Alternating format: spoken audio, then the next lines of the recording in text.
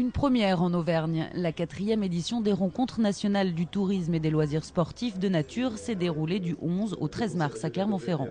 700 professionnels et acteurs du monde de l'environnement et des pratiques de pleine nature réunis pour brasser des idées et répondre aux problématiques du secteur.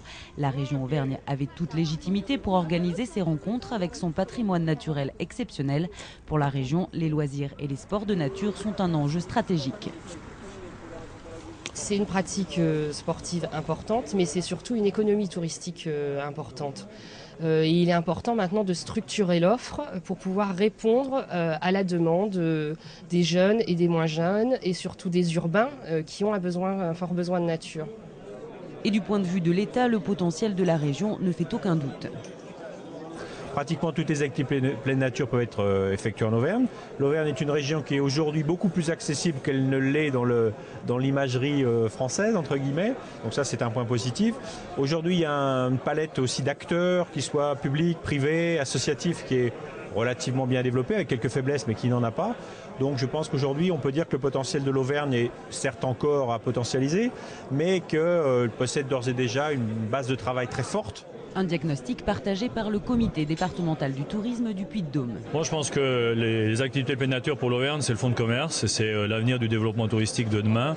Les segments principaux à développer, c'est l'itinérance à vélo, l'itinérance à pied, l'itinérance à cheval, et qui a un gros travail de structuration de l'offre à faire avec l'ensemble des acteurs déjà en place, et puis les différents producteurs, les tours opérateurs, les revendeurs de l'offre, qui eux ont des exigences toujours plus fortes par rapport aux évolutions de la demande de clientèle. Et pour structurer l'offre sur les territoires touristiques, le département du Puy-de-Dôme et la région ont développé un partenariat basé sur une politique de filière.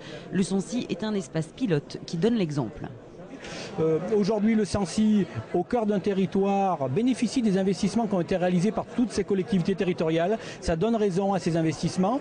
Et dans cette période difficile où les collectivités locales, que ce soit effectivement territoriales, que ce soit le Conseil général, la région Auvergne, sont un petit peu prises à la gorge.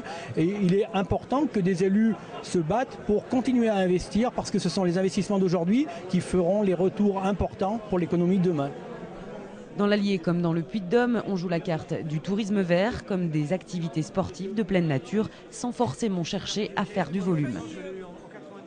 Contrairement à d'autres départements, on ne souhaite pas aller vers un tourisme de masse. On n'a pas un secteur marchand sur le département de l'Allier par rapport à ses diversités.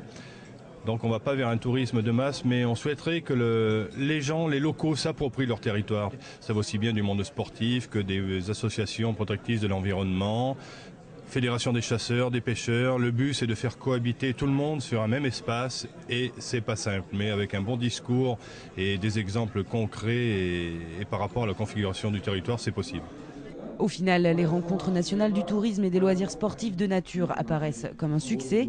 En accueillant des spécialistes nationaux et internationaux, l'Auvergne a affirmé son identité de territoire dynamique dans le développement des loisirs et sports de pleine nature.